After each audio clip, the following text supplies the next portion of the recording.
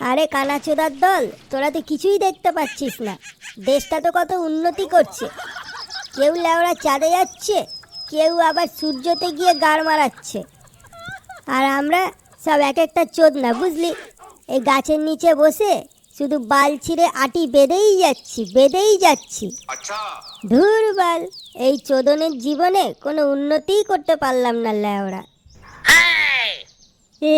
ভাই, তুই আর বেতি মাল কাট না। মাল তোর মাথায় পুলে তোলে গেছে একদম। তুই যে কি আলবালতাল ভক্তি তুই নিজেই জানিস না বালা। কি কি বললি তুই মিনসে? আমার নেশা হয়ে গেছে?